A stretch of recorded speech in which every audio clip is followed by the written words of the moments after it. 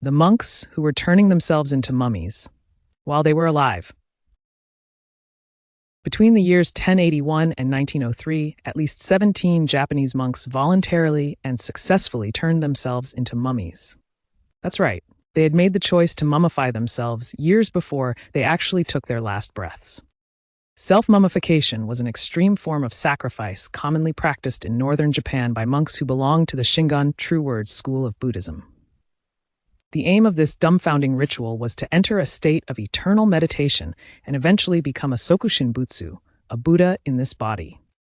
The devout monks who attempted to do so were inspired by Kukai, the founder of their school. Kukai ended his life on Earth by refusing to eat or drink anything, but it was believed that he didn't die.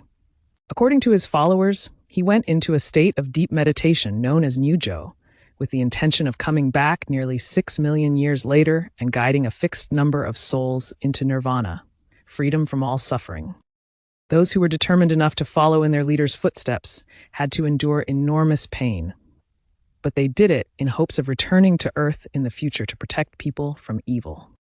The process of self-mummification consisted of at least one 1,000-day cycle during which the monks adopted a rigorous, low-calorie diet called Mokuji Kigyo, tree-eating training. This meant that they were allowed to eat a very limited amount of foods that they could forage in nature, including nuts, roots, pine needles, tree bark, and some berries.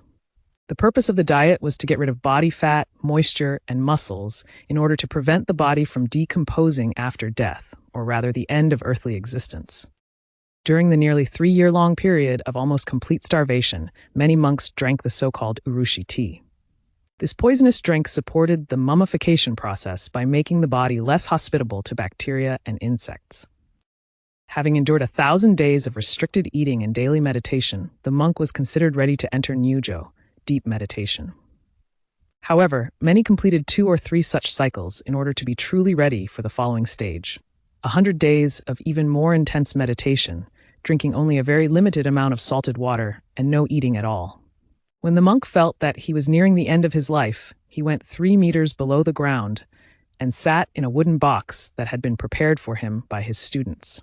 The box was very small, with just enough space to sit inside in the lotus position, and it was almost completely sealed, letting only a tiny amount of air in. The drained monk sat in the dark, meditated as much as he could, and rang a bell daily to signal that he was still alive. Once the ringing stopped, the monk's students opened the box to confirm that their teacher was physically dead, and they sealed it again, cutting off all access to air. The box was opened one last time, 1,000 days later, to carefully inspect the body in search of signs of decomposition.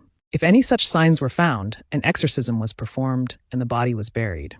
If not, the monk was officially recognized as Sokushin Butsu, a living Buddha, and his body was displayed in a special temple.